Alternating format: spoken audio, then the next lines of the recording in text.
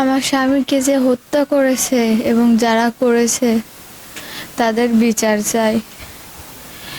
তাদের ওরে আল্লাহ।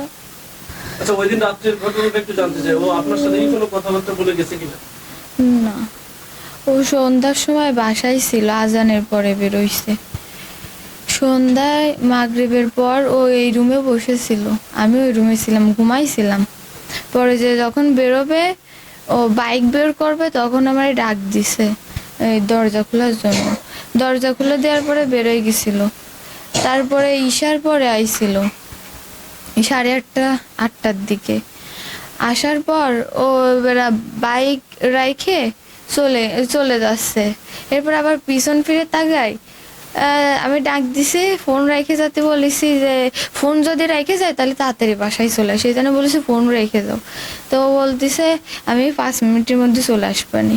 আর ও এমনি 5 মিনিট বললেই 2-3 ঘন্টা হয়ে যায়, আসে না সব দিন। এরপরে অনেকক্ষণ হয়ে গেছে, তারপর আমি এই রুমে আসছি।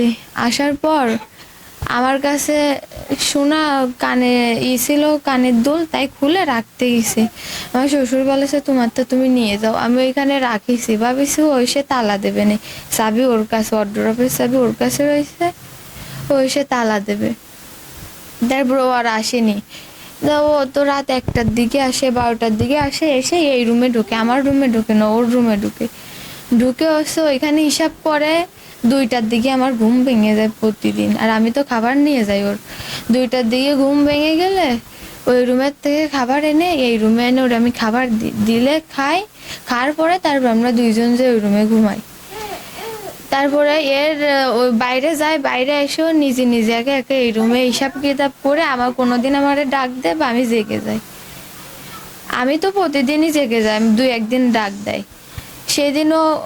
সেদিন রাত্রে ওরকম 2টার দিকে ঘুম ভেঙে গেছে, দেখি কি নাই, এই রুমে আলো জ্বলে, কিন্তু সেদিন আর আলো জ্বলেনি। এরপর আমি দরজা খুলি নাই, যেহেতু চাবি আমার কাছে। ওই রুমে চাবি নেওয়ার সময় তো তালা আমারে ডাক দেবে, নাহলে তো ওই রুমে ঢুকতে পারবে না। তাই এবার হচ্ছে আমি জানলা খুলেছি, ওই জানলা খুললে বাইরে সব দেখা যায়। ও ওই বেঞ্চের পরে, ওইখানে একটা খাট আছে, ওই খাটের পরে বসে থাকে, অনেকজনই বসে থাকে, ওই বেঞ্চের পরেও বসে থাকে। তারপরে হচ্ছে তাকাই দেখি ওইখানে নাই। হঠাৎ দেখি এইখান থেকে একটা মানুষ গামছা দিয়ে মুখ বান্ধা, আমি তো তখনও বুঝতে পারিনি, মুখ বান্ধা আর হচ্ছে বালতি নিয়ে যাচ্ছে। আমি তো তখনও বুঝতে পারিনি, আমি তো জানি না। না না, রাত 3টার সময়, 3টা বাজার আগে ওই দেখেছি, ওই গলি দিয়ে নেমে গেছে। নামার পরে যখন উঠে আইছে আমি বলছি তাহলে মনে হয় এখনো মানুষ হয়েছে। ওই লোকটা যে অদ্ভুত ভাবে করেছে সেটা আমি মাথায় আনিনি। তারপরে আমি দেখার পরে ভাবতেছি মনে হয় এখনো লোক আছে, আর ওর চাচতো ভাই, ওরা দুইজন তো একসঙ্গে আসে। আমি ভাবছি তাহলে ও আমার কাকিরে ডাক দি, মানে আমার চাচি শাশুড়ি তারে ডাক দিয়ে বলি যে তার ছেলেরে ডাইকে নিয়ে আসছি, তার ছেলের সাথে রয়েছে। তাই আমি ডাক দিছি, দেওয়ার পরে বলতেছি চঞ্চল কই। আমার ওই দেওরের নাম হচ্ছে চঞ্চল।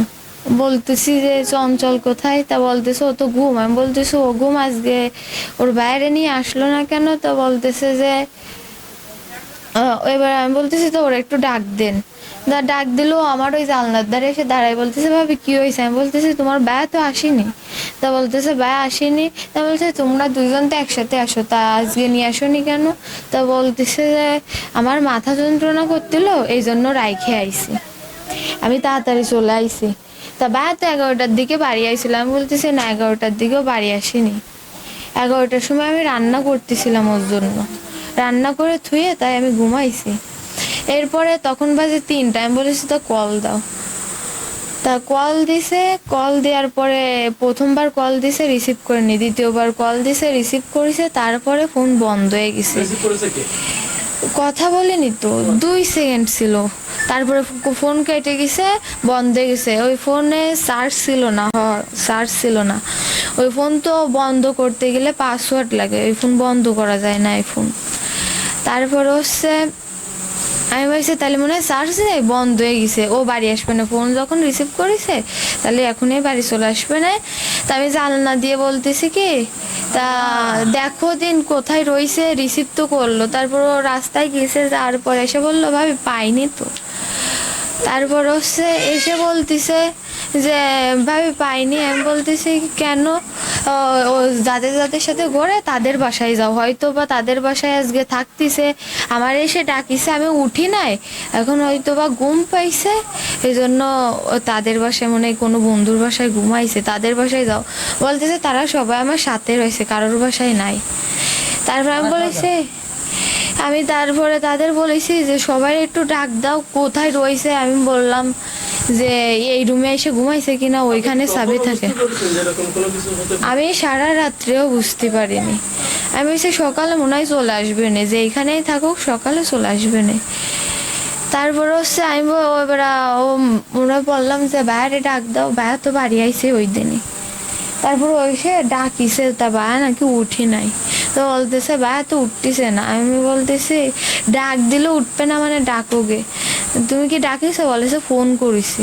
তাই আমি বলছি যে ডাক দাও, তা বলতেছে আচ্ছা ভাবি আপনি টেনশন করেন নাই করে।